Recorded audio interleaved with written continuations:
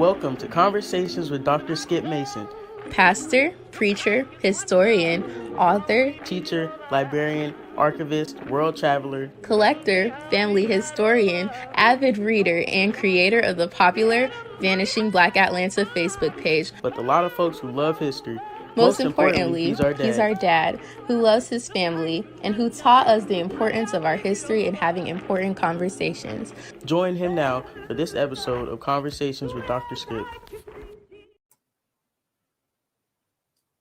Well, hello, my brothers and my sisters. Happy Black History Month. Although those of us who know the deal know that we celebrate Black history 365 days a year, 24/7. I am Skip Mason, and I am so delighted to greet you wherever you are for this wonderful book talk this evening with a phenomenal man, a Grady baby. Let me start right there, okay? Y'all love Grady babies. I'm a native of Atlanta, but I was not born at Grady. I was born at McDonald Hospital, but I'm still native. But y'all love some Grady babies. When I post Grady babies on my Facebook page, 1,000 folks will post talking about I'm a Grady baby. And Grady didn't even want half for y'all. They sent you to the colored ward. And then they built Hugh Spalding's, but I'm not taking anything away from being a Grady baby. I'm so glad you joined me today for this conversation with a remarkable, phenomenal individual, human being who has been a record promoter. He has owned a club, Teddy's Live. He's a real estate mogul. He has helped to launch some of the greatest careers known to the music industry. And he is right here from Atlanta, Georgia, and he has a remarkable book. Let me find that cover and put it up. A Golden Past, a Platinum Future, and a Platinum Future. Teddy Austin is my special guest today, and I am so delighted to have Teddy with me. I have known and respected Teddy from afar and seen the great works that he has done. And now he has created this marvelous book that everyone must have. If you love Atlanta, if you love music, if you love anything dealing with the history of Black music and entertainment, as I know you do, this is a must-have for your collection.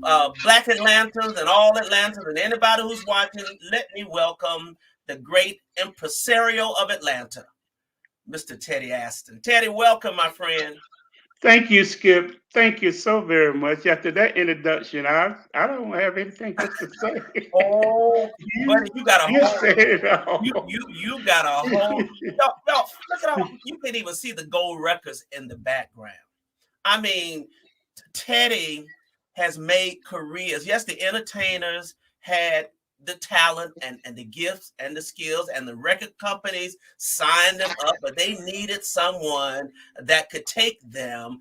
And we're going to show a lot of pictures soon, but I'm just going to put a few pictures up that I pulled off of his Facebook page. I mean, he has been photographed with everybody. We're going to come back and talk about a few of these pictures as well. But I tell you, Teddy, what a remarkable career you have had. And you're not finished yet. Now you're telling your story. Yes. You were born at Grady Hospital. Yes.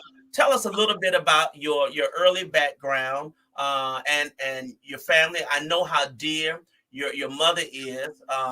And I want you to tell us a little bit about your mother as well and the influence that she had in your life. But tell us a little bit about your early life and career. Okay, be happy to. First of all, Skip, I'd like to thank you for having me on your show today, as well as welcoming me as a member of the Skip Mason's Book Club. It's an honor, I must tell you, because looking at your background there, the background of this video here, man, you got 1 million books. And for you to choose my book to spotlight me and my history is very much appreciated. So, my book begins when I was 6 years old.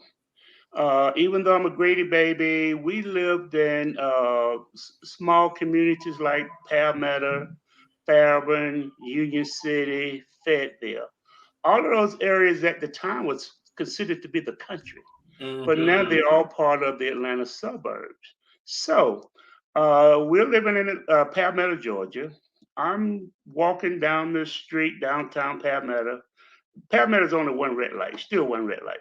But anyway, I'm walking down the street and the guy comes to me. He said, "Hey, I'm looking for a paper boy. Would you be interested in working with me?"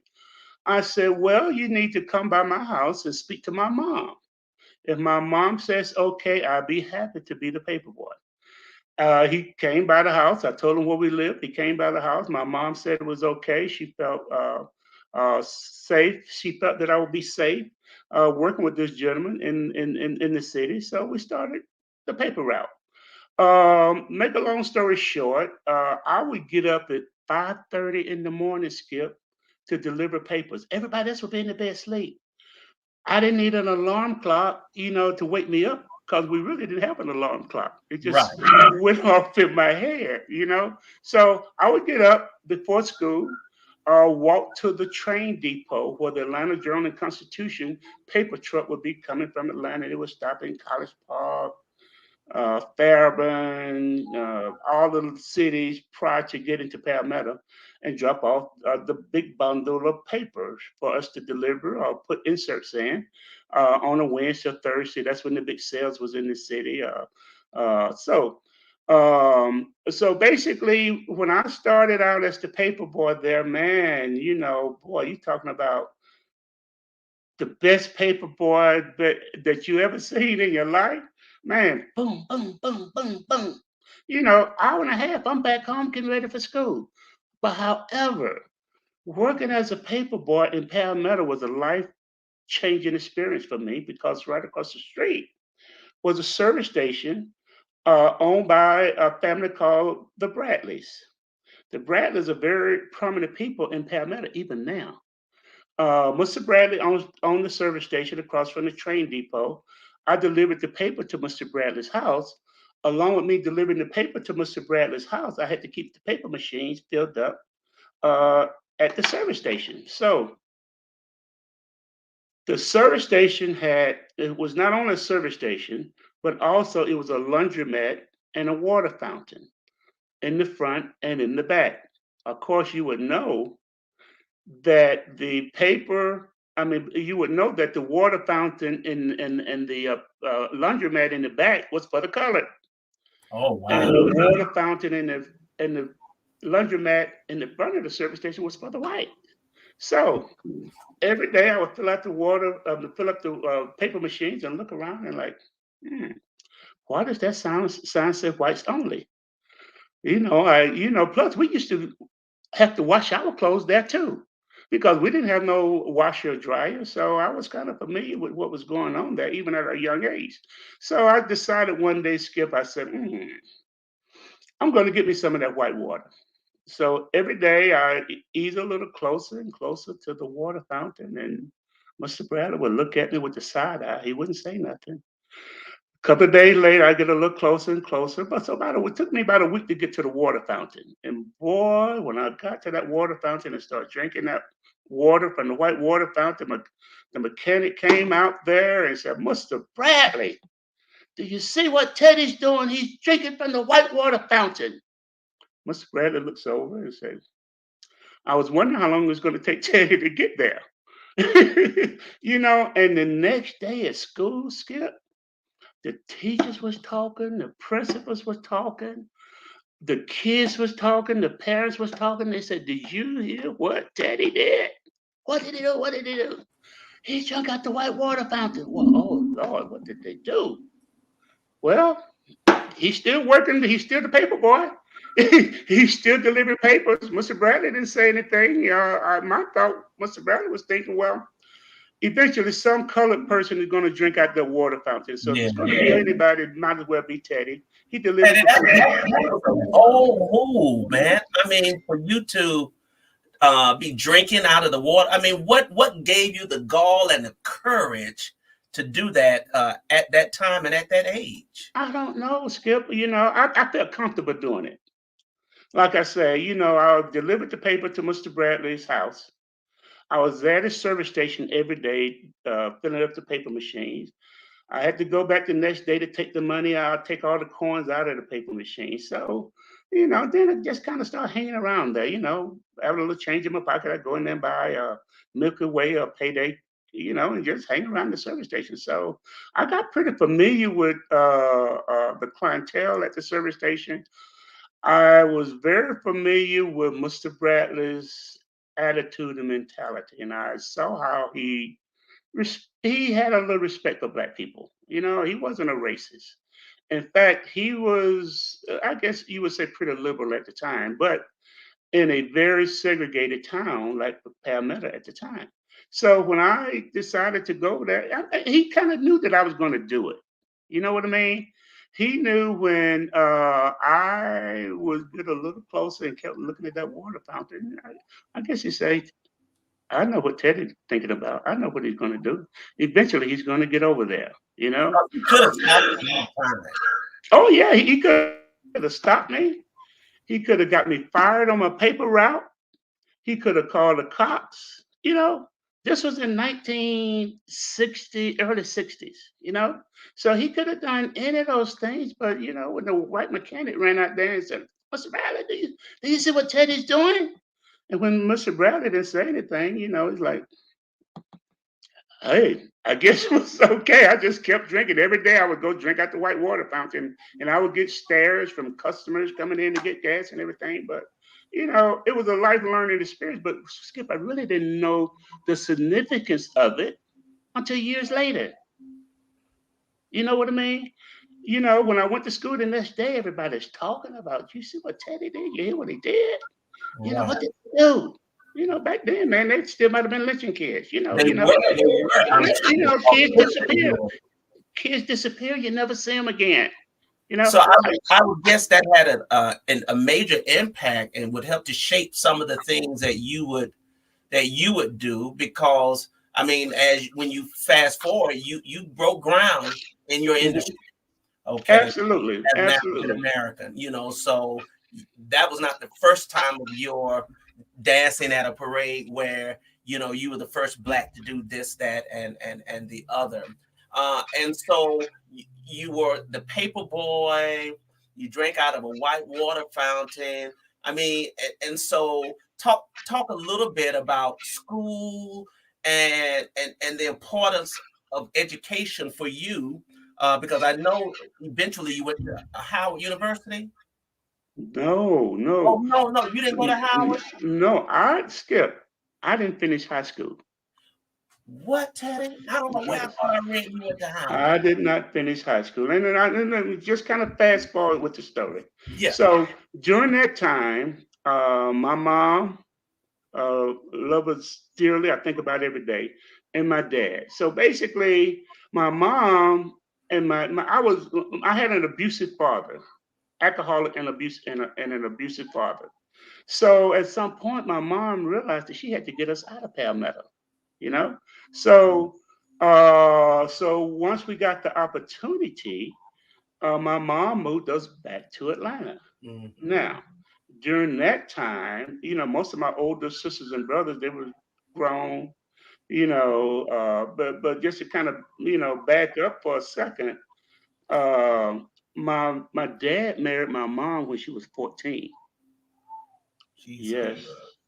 And my dad's first wife died. Said she fell off the steps or something. I don't know. But anyway, when she died, my dad went to my grandfather, who he told my grandfather, he said, Horace, I need a wife. My granddad, he had two daughters. My granddad said, you can have Lucille. My daddy said, no, I don't want her. I want Carol. She looks better. And my granddad said, okay. Now, my dad already had 3 kids. My mom's 14, so she's only 10 years older than the youngest child. She's 10 years older. Yes, 10. yes. Wait a minute. This sounds like a page out of The Color Purple. That's the same thing that Man, happened with Silly and Skip, this book is brutally honest. goodness. You know what I mean? I mean, I spare no. I don't consider them to be family history. I don't spare any family history. Yeah. So by the time, so if we're fast forwarding, we're in Palmetto. My dad's an alcoholic, abusive husband. So my mom moves us to Atlanta. By that time, my stepbrother and sister, they were already grown, moved out. So that left me with my older siblings. My brother Larry, he joined the Marines. My sister married Frank. They was working at the car wash. My sister next to me, she went to the Job Corps Okay. in Seattle, Washington. So she's in the Job Corps. So that leaves me at home with mom, my baby sister, and my baby brother. So there was you all. Say that again. Your mom had 6 children. No, my mom had 7 children. Oh, 7 children. Okay.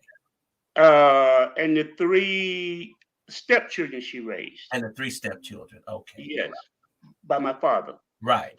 So when we moved to Atlanta, all the siblings, they gone. They hauling ass, excuse the language, they trying to get out of the house fast as they can.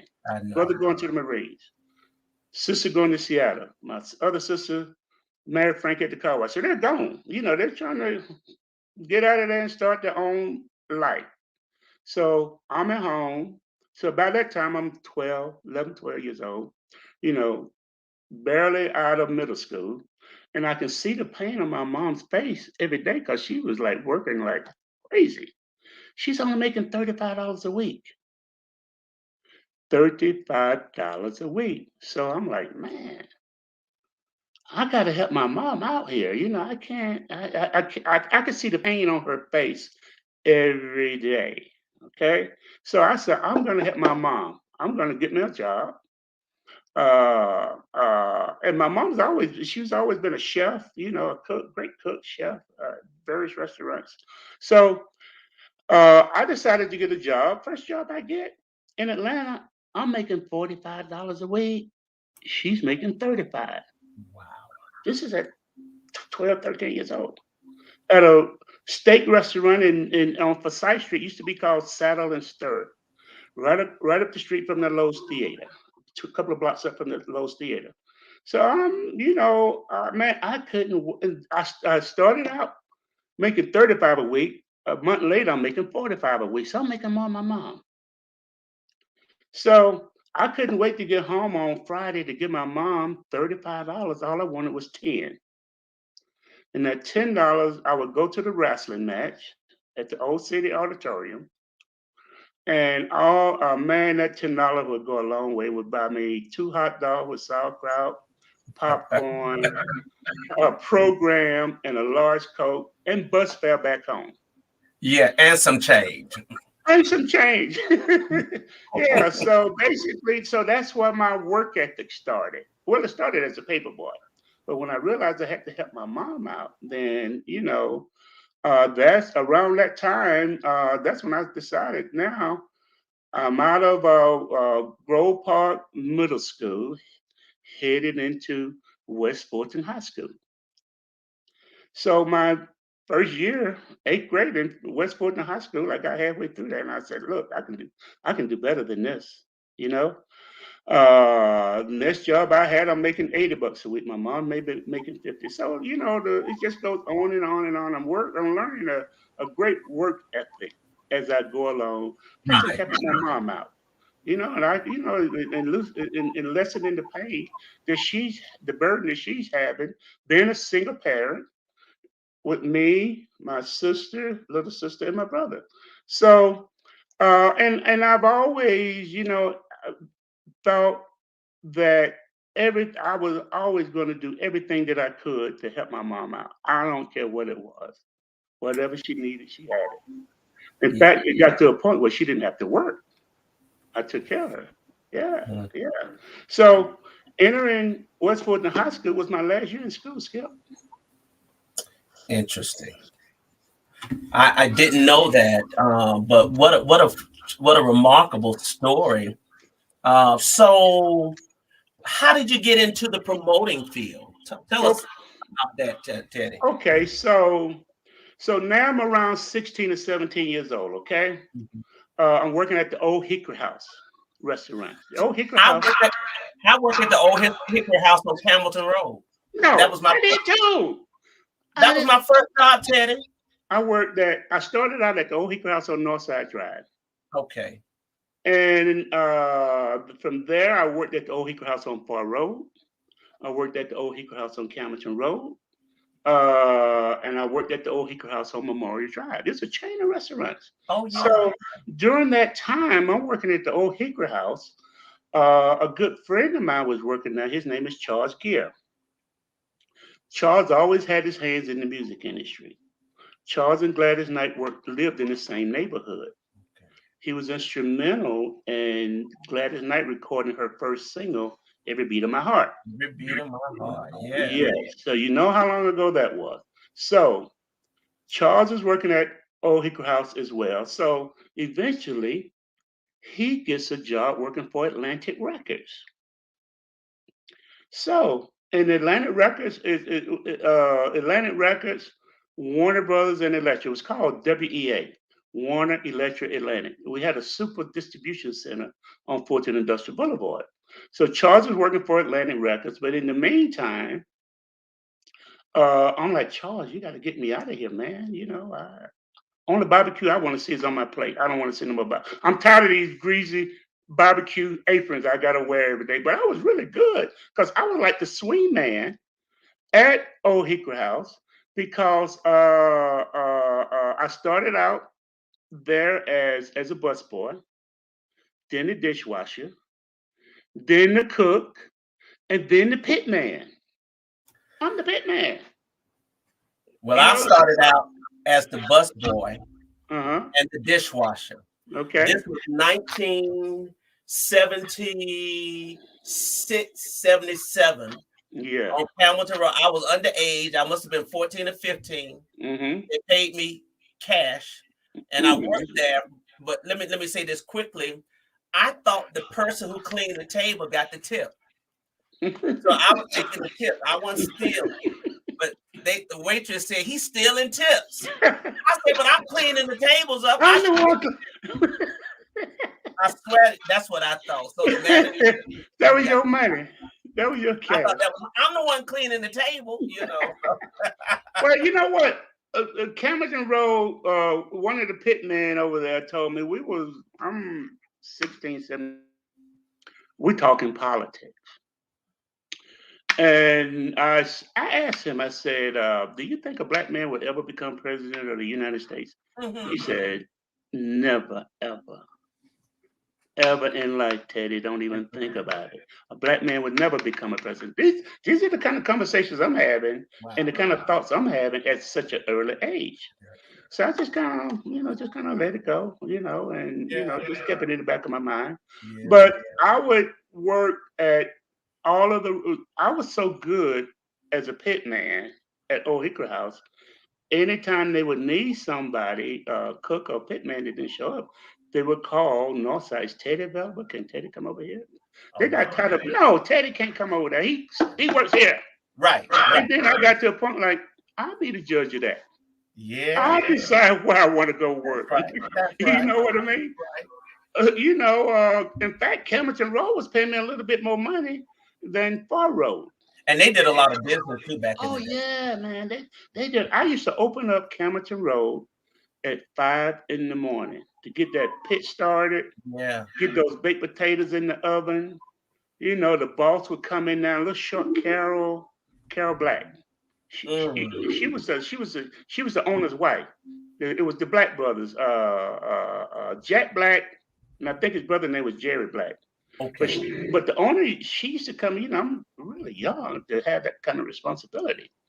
So she used to be sneaking around the parking lot at 5 in the morning to see if I'm coming in and if I'm taking anything out. Oh. Yeah.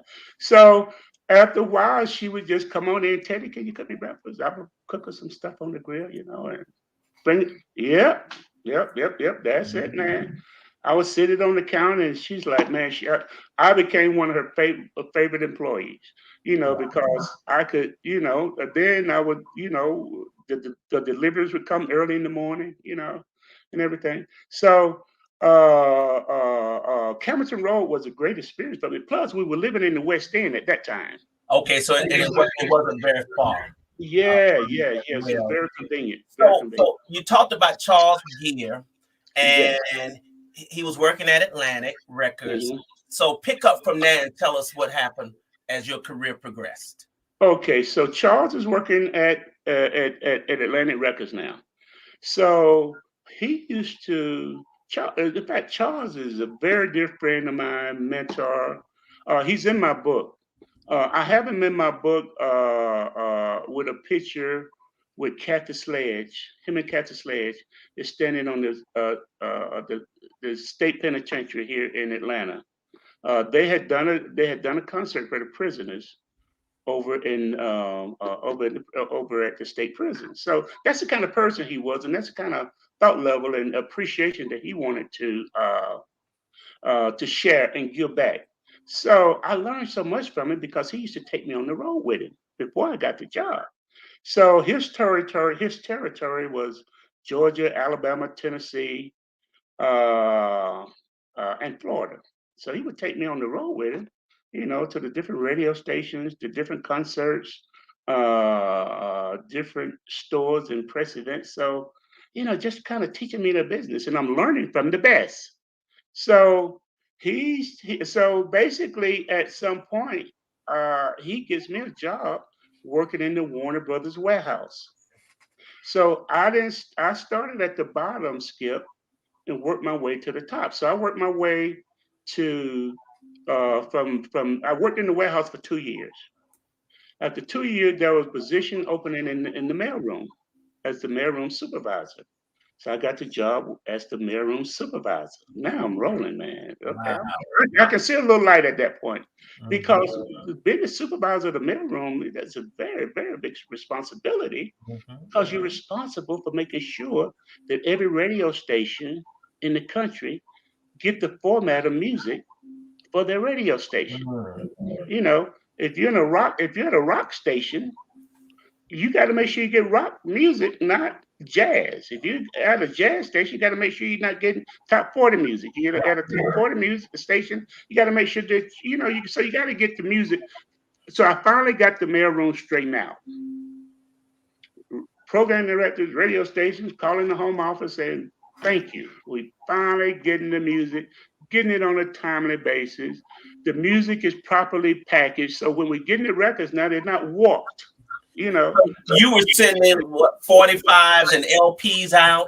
yes, 45s and albums. Yeah. Mhm. But the warehouse consisted of not only 45 album, 8 tracks, 8 track. cassette. Yeah, that was during the 8 track That's era. right. Yeah. Cassettes, the Warner Brothers movies and stuff like that. So I'm working in a major corporate 100 ranked company, Time Warner Brothers Records. So the corporation was called WEA, WEA, W for Warner, E for Electric, A for Atlantic. So I'm in the system now. So Warner Brothers at the time was considered to be the label was WB, and a lot of them thought that hey, WB stand for White Boy Records because they didn't have no black music. It was a rock and roll record label. Uh, Jimi Hendrix, rock and roll and country western. Mhm. Marshall Tucker Band. They had the Rat Pack, which was Sammy Davis Jr., Dean Martin, Martin, yeah. that crew, Frank and Sinatra. Frank Sinatra. Yes. So once Warner Brothers saw all the money that black music was making, they're like, "Wow, we gotta integrate this system. We got to integrate the label. We got to start signing some black artists to the label. So Teddy, what year is this? What help us frame what year we're talking about? So we're talking about 1973, 1974 now. Okay. 75 when I'm moving up the ladder. And this is kind of the onset of the disco era too, isn't it? Yeah, pre-disco. Pre-disco. Leading into that era. Yeah. So when Warner Brothers saw the money that these soundtracks like Superfly selling 10 million, the Max selling 10 million, Sparkers selling 10 million, and even in-house at Atlantic Records, they had Aretha Franklin, they had Donna Hathaway, they had Sister Sledge, they had Wilson Pickett, so they were rolling in black music, and this was our sister label. So when Warner Brothers decided, look, we're going to get into black music, we got to hire a black music staff. So yours truly, when they started looking around the country, who we going to have, who we going to hire to be part of this legendary staff, we're going to pick the best people available. And I had so basically, so the Warner Brothers had filled all the slots except 2. Okay. And they said, Teddy, we have 2 positions opening. One is in Charlotte and one is in Miami. Which city would you like to live which city would you like to live in? It's the craziest interview I ever had, Skip. I said, I like to go to Miami. They said, why? I like Jamaica. It's close to the Bahamas. Yeah. Never been to Cuba. And I love the beaches. Right. He said, no, you going to Charlotte. That's, and because back during that time, it was the worst interview that I ever had, but he knew who he wanted. Okay. For the staff. You know what I mean? Yeah. He knew, even though it's the worst interview, this is the man that's going to be part of our staff. So luckily for me, they chose Charlotte for me. That's why I met my wife for 42 years. See, it was all in divine plan.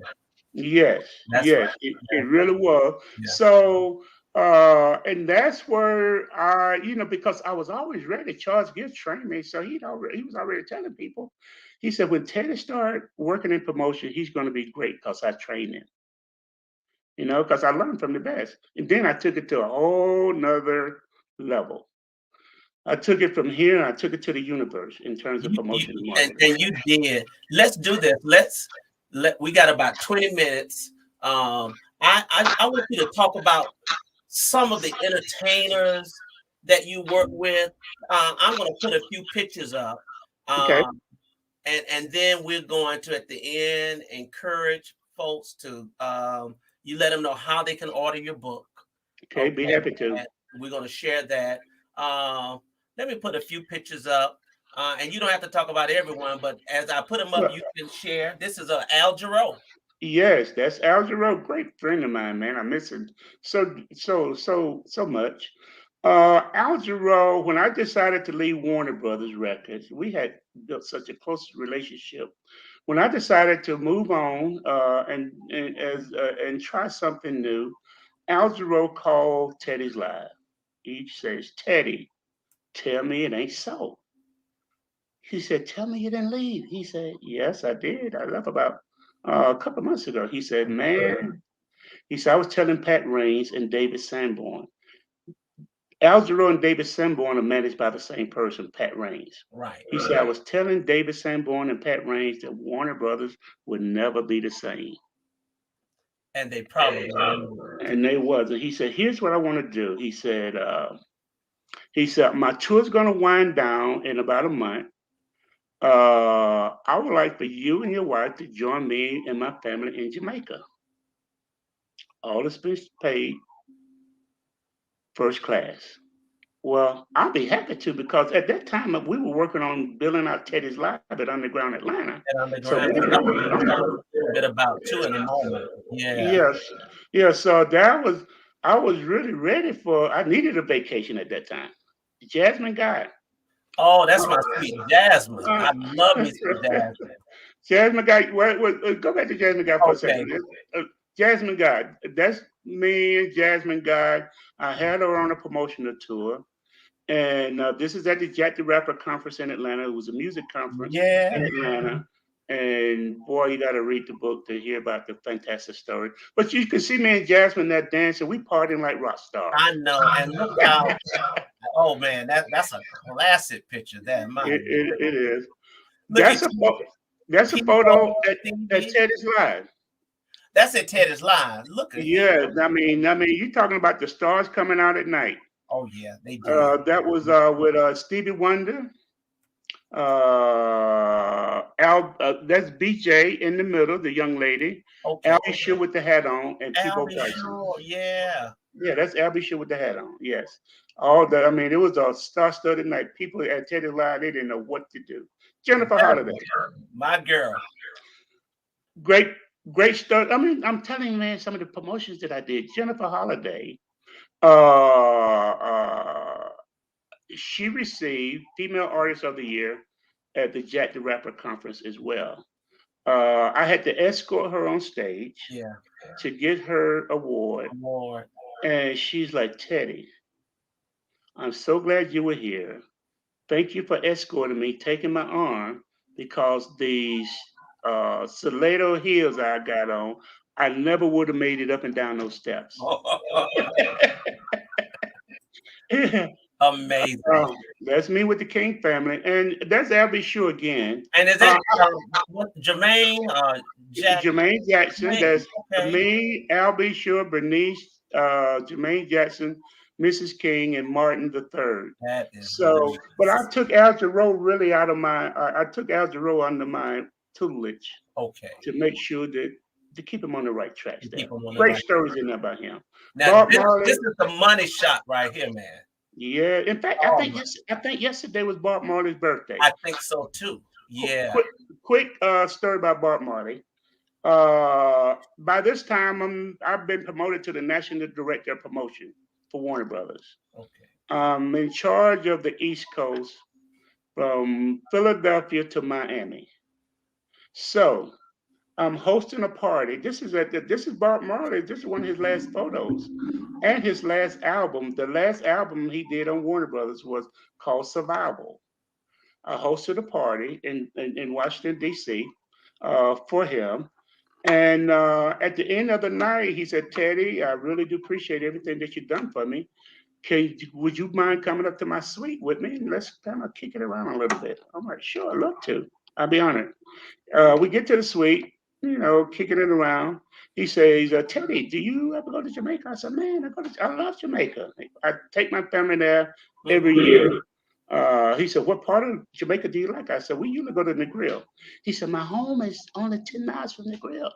He said, I'll tell you what, when you get ready to go to Jamaica, you let me know. I got you. He said, I'm gonna have my guide come over to your resort and show you and your family what the real Jamaica is about. Plus, I'm gonna have them take you over to my childhood home. And photos in the book is showing where we're at his childhood home. Joyce and I sitting on the bed. We're in and out. In fact, they closed down the tour of the home. Really? To give us the time to escort us in, out, and just kind of kick it around. And that's another great long story in the book that you'll see us in his home. Sly Stone. Wow. I had his last promotional tour. You can see in the background 1983. And I see WLK too, yeah? Yes, I took him to WLK to meet everybody. And great story. This is a great story here. Sly Stone, Sly and the Family Stone had broken up. Sly was solo. He's looking for a home. So he comes to Warner Brothers. Warner Brothers spends a ton of money on an album that wasn't happening. Okay. However, the music wasn't as important to me as the legend was. So, and plus, at that time, he was a little strung out, wasn't dependable.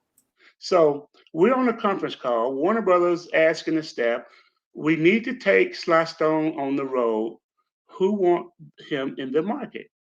I'm like, me, nobody else, nobody else. I was the only one that wanted him in the market because nobody wanted to take that chance. So he comes to Atlanta. Look at his eyes, crystal clear. He was on time, did everything that he followed my itinerary to the T. Teddy, anything you need me to do, just let me know. After about 3 days, we work in the market, we work in radio, we work in TV, we work in the press. We just out meeting people, introducing Sly. Man, people was ecstatic to meet a legend like Sly Stone. Yeah. You know, he had cleaned himself up. So he was, he was right on, right on time for everything I asked him to do. So the last night of the promotional tour, he asked me to come up to a suite at the Hyatt Regency downtown. Teddy, want to come up? Sure, come up for a little while. It's about 11 o'clock. I go up to his suite, order some champagne and some dessert. We're sitting there kicking it. Man, he's like, Teddy, I really appreciate what you're doing for me. I really, you make me feel important like I used to feel important. Oh, I've forgotten how feeling important really felt. So we're talking from a lot. His flight is at 8 o'clock the next morning. So we're talking from 11 o'clock at night to 5 or 6 in the morning. He said, also, Prince told me what you did for him. I hope you can do the same thing for me. mm, mm, mm. So, man, I'm telling you, it is great. It stirs in the book. Miss Amazing. America. The lovely Vanessa, Vanessa Williams. I mean, you Vanessa, just got pictures after pictures. Quincy Jones. I know you got a Quincy Jones story. I tell you, yes, I do. Yes, I man, do. that is tremendous. And let's see who else we got. Okay, well, that's when I had Chaka Kahn in Is that town. Chaka? Sure, is it Elgin Bell and Rob Pitts and Yeah, Mark yeah, Finley and I don't know yeah. who's that on the end in the green. Well, there's Mitch Faulkner. Is that Mitch? Yeah, there's Mitch Faulkner. There's Morris Finley. He was a councilman at the time. Yeah, yeah. Chaka Khan in the middle. Look at my girl Chaka. Councilman Rob Pitts. Atlanta Police Chief Elgin Bell. Me, and the legendary Gorgeous George in the background. Is that Gorgeous George in the background? Yes, Look, yes, yes. man, my goodness. Wow. Let's see who else we got. George George Benson. Benson. Yeah. Man. So Yeah. when George Benson comes to Warner Brothers, he was considered to be a jazz artist. Okay. Never opened his mouth. Great musician, great musician. So when he came to Warner Brothers, was the first record he recorded singing. And his first record was This Masquerade. And we took his career to the stratosphere. Teddy, that was my late dad's favorite song. Yeah, man, I'm telling you. I'm It's telling such you, a, that was some song. My goodness. yeah, it's such a gentleman, Skip. In fact, you think that's something? What if you have George Benson and Earl Klugh on a promotional tour at the same time? At the same time. At the same time. So there's several photos in my book where George Benson and Earl Klugh they did a duet album Okay. called Collaboration. I remember that. Yeah, so they was touring together, and I took them, and on all the promotional tours, I took them together. So Well, let's look at a few more pictures. okay, We have, of course, look at this one. that's an iconic picture. Look at this. I mean, this is just amazing. Yeah, Tell that us this about this moment, Teddy. okay. This is what okay. I'm in Charlotte. I'm the promotion and marketing regional promotion and marketing director for Warner Brothers for North and South Carolina. I would break more records and more artists in the Carolinas than anybody in the staff in any other part of the country, because North and South Carolina had more black radio stations than any region. So Warner Brothers signs Prince, uh, genius. He's producing the album. He's writing all the lyrics. He's playing all the instruments. Warner Brothers gives him carte blanche. So, but we used to get early music test pressings of music before it come out. We would get these Okay. albums with no names on them. So when I heard the Prince album, the first thing I would say is the first thing I'm thinking, who is this? This is the most freshening, inspiring music that I've heard in years. So the first thing I do, I call the home office and say, look, who is this singing soft and wet? They said, that's the artist that we just signed by the name of Prince. Well, tell me a little bit more about him. Well, he's 18 years old. We just signed him. He produced the album, wrote all the lyrics, and the album will be released in about 2 weeks. So I'm like, man, I'd love to get him in Charlotte on a promotional tour. They said, Teddy, I don't think that'll be a good idea. Why? He doesn't talk. And we're afraid that it would do more harm than good. Oh, wow. I said, I got this. Let me do this.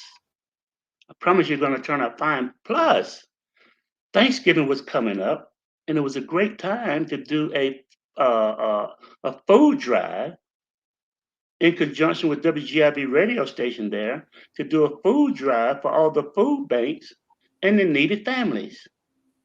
They said, "Oh, okay. Let me." They said, "Okay, Teddy, tell us what you need." I said, "Well, I'm going to need 50 albums for Prince weekend, for Thanksgiving Prince weekend, at every black radio station in the Carolina." Okay. What else? Well, we're going to need to buy advertising at each of these radio stations as well. And the reason that I want to buy advertising and do these album giveaways, have a Prince weekend at every black station in the Carolinas, because I want everybody to know where Prince is going to be for Thanksgiving weekend. Mhm. And they're like, oh, man, well, what else you need, Teddy? Well, I'm going to need 2 tractor trailers. For what? Well, we're going to raise so much food. We got to have some place to put it. What else, Daddy? Well, let me think about it. I'm just putting this together. So eventually they gave me everything that I needed for this promotional tour. That So must have been yeah. so we're in Charlotte. Man, it's traffic is out of control, Skip. I got all this advertising running all over the Carolinas, and to let everybody know that Prince is going to be in Charlotte at WGIV on Thanksgiving. And if you want to get his autograph, all you got to do is bring 2 non-perishable cans of food to get his autograph. Well, people were bringing carloads of food, box loads of food for Prince. So the traffic got so bad. The state patrol comes up in there like, what is going on here? Well, we got an artist in town. His name is Prince. Prince who? Nobody told the governor or the mayor that a Prince was going to be in town. Where's the entourage? Well, the king and the queen is at the hotel. We didn't want to just cause too much attention, so I just brought the Prince. Okay. That's too funny. Daddy, you a mess, man. he's like, well, I tell you what, anytime you're gonna do something like that again, you make sure you let me know so I can let the governor know and the mayor know so we can be prepared for all this traffic. I promise you I will. So let me ask you this. I know Prince doesn't talk a lot, but was he engaging with the people who were coming? Yeah.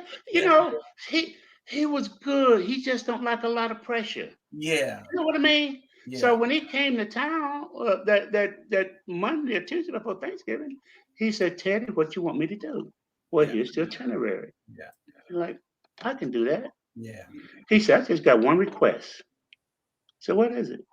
He said, when we finish this on Thanksgiving, can we go see Superman? The movie. You know, because all the blockbuster movies usually come out around Memorial Day, Thanksgiving, 4th of July, Christmas, New Year's. All he wanted to do was go see Superman. So, that's amazing. And the State Patrol. So I asked the State Patrol once everything was over. I said, "Can you escort us over to Charlottetown Mall?" Yeah, I can do that because we never would have got out of that. State Patrol escorted us to the Charlottetown Mall movie theater to see Superman. That's all he wanted to do. Amazing. I'll be sure. Wait. Miles Davis? Yes. Look, if you Google Miles Davis, you would probably never see a photo of him smiling. I call this photo Miles Smiles. Miles Smiles.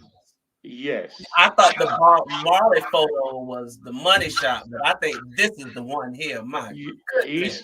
He's smiling. In fact, this was Miles Davis' first album for Warner Brothers. Okay. And the album was titled Tutu. Tutu. I remember that. It was a tribute to Bishop Desmond Tutu. Tutu, right. Yes. And that was the album. And Miles. Yes, and and every artist that was on the label, they always wanted to come and work with me because they would see all of my work. Yeah. Let me go to Atlanta. By that time, I'm back in Atlanta. Right. So let me go to Atlanta. Got to go to Atlanta. Here's Quincy Jones. My goodness. Okay, so that's me on the end here. Okay. On the far right, but basically, as you see, the album that we're holding, Quincy Jones is rewarding the Warner Brothers staff with the Boys in the Hood soundtrack. Oh, that's the Boys in the Hood soundtrack that we're holding. That's one of my all-time favorite movies. In fact, it's right here on my wall. That's the soundtrack. Okay. Yeah, that's the soundtrack. And Quincy would call me from time to time. This is Karen White. Oh, I love me some Karen White. Man, Karen White, Superwoman. That's the song now. That was an anthem. Yes, indeed. Yes, indeed. No, they rocked the Superwoman. I tell you. Yeah, man. When you make the Superwoman, what else we have here? Oh, yeah, that's sweetheart, Gene Carn and Al Jarreau. I take them to Kiss 104 for an interview with program director Harry Lyles.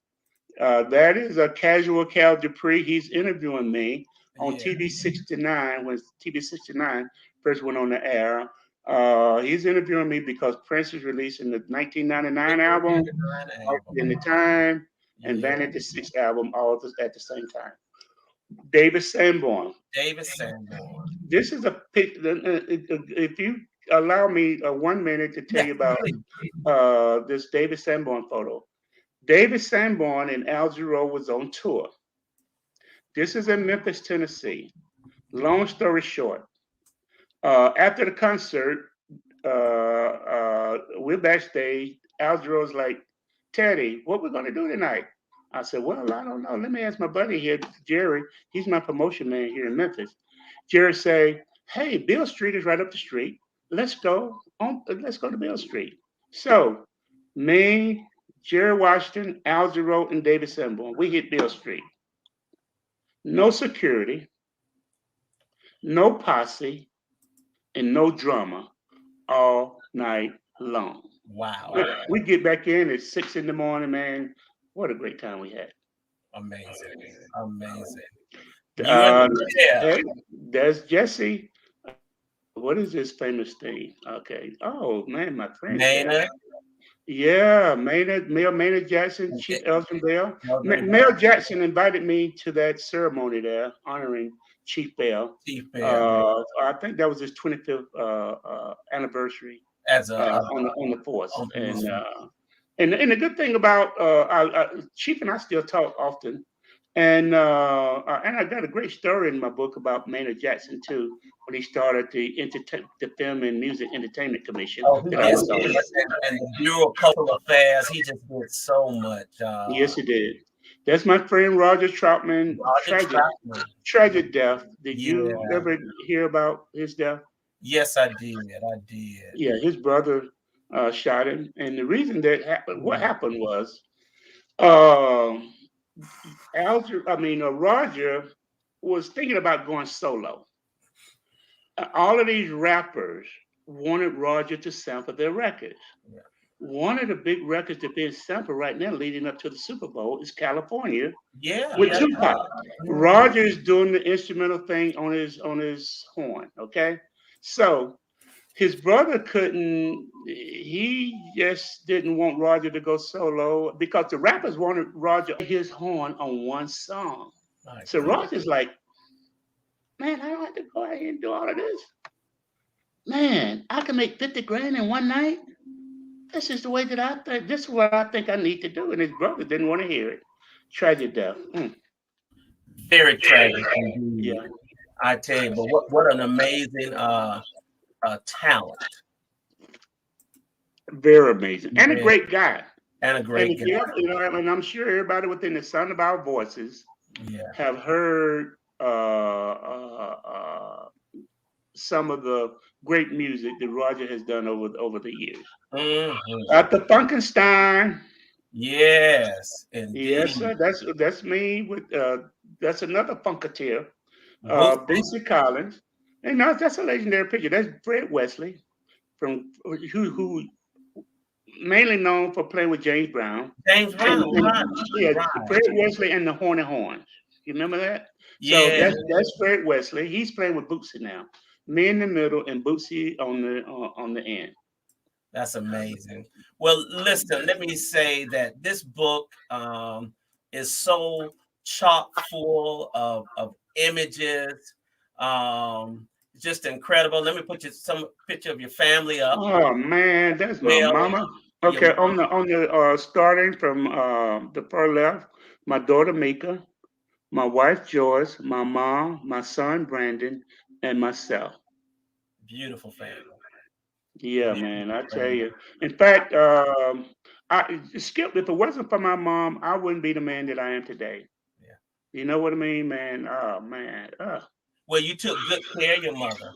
You Yes. know, you honored her, and you reaped the fruits of honoring your parents, and it's just amazing. And your career is just absolutely legendary. I tell you, tell us quickly about Teddy's Live at Okay. Underground, okay?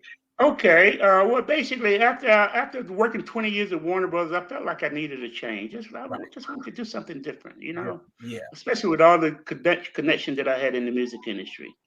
So Ted is Live. I wanted something different because basically, Skip, this was from 93 to 96. And during that time in Atlanta, a lot of nightclubs had bad reputations. They was Mhm. closing them down. They was investigating them. A lot of them was doing things that they shouldn't have been doing. So there was no place in Atlanta that I would take my friends or my parents or Skip Mason to a place that we felt comfortable in a adult environment. Right. So grown folks environment, So there was no place in Atlanta like that. So that's why I started Teddy's Live to fill that void in the marketplace for live entertainment. Plus, we had live entertainment 7 days a week. Now, another story here. So Joe Sample calls me. He said, Teddy, I hear you're opening up a nightclub in underground Atlanta, a jazz club at that. I said, yeah. He said, well, who's going to be your opening act? I said, man, I'm working on it. He said, well, what about me? I said, really? I said, you're serious? He said, Teddy, all the promotion and marketing and the assistance that you've given me throughout my career, I'll be honored to be the opening artist at your nightclub, your grand opening. Skip, he performed for a week, 2 shows each night, 7 nights a week, didn't charge a dime. What? All I had to pay for was his expenses, hotel and transportation. That's how much he wanted to show his appreciation. Who were some of the entertainers that passed through Teddy's Live? Well, again, Natalie Cole, Albie Shore, El DeBarge, Roger, Stevie Wonder, Peebo Bryson, Gladys Knight. Everybody that came to town, they had to come to Teddy's Live. Chaka Kahn said, thank you, Teddy, for giving me the number one. Ain't nobody. Yeah. Man, I tell you, this has been absolutely incredible. Much honor and respect, y'all. You all got to get this book. Let me put it back up again. Teddy, tell the folks watching, the good folks of Vanishing Black Atlanta, how they can purchase a copy of your book? Okay, you can go straight to Amazon. Amazon. Yes, Amazon, or I have a website just for What's the your book. website? Toughfact.net, TOUGHACT.net. And that's easy to remember because all you got to think of is that Teddy is a tough act to follow. Yes. So it's toughfact.net. And if you go to the website, you can see the table of contents. You can learn more about myself. You'll see a lot of information there. Even you can write a comment there, and I'll get it through the email as well. So it will be great to hear from everyone, especially because I like to get feedback from everyone. I'm getting great reviews on my book. You And are. if I wasn't getting great reviews, I wouldn't be in Skip Mason's book club because he just don't have anybody. And I'm so honored to be here. This is Joyce Littell, V103 and station manager at WAOK. My good friend, Dr. Rashad Ritchie, WAOK, the realest man on radio. This is Derek Bozeman. If you want to know the truth, just ask Derek. Got to ask you, I tell you. Yeah. Well, Teddy, I'm so grateful for the time that you have taken to spend with me. The book is all of that. I mean, it is just so full of information about Teddy, his career, some of the great entertainers that we love and admire and have followed. And it's just an amazing compilation that every book collector, every reader, every lover of Atlanta and music lover should have in their collection. And I'm so grateful to have mine signed to Skip Mason. Thank you for your support. The great Teddy Astin. Teddy, I am so appreciative for you spending some time with me this afternoon. And we encourage everybody. I tell you, this Grady baby has done well. The pleasure's all mine, Skip. And I do appreciate you so very much. No, I appreciate it. It's my honor. Go to toughact.net, or you can go to Amazon as well and purchase a copy of this magnificent book. Well, this wraps up our conversation with the great Teddy Astin. I'm so grateful to you, and let's continue to lift up all things good as it relates to our beloved city, Atlanta, Georgia. And I look forward to seeing you all again on another episode of Conversations with Skip Mason and the Vanishing Black Atlanta Book Club. Have a great evening.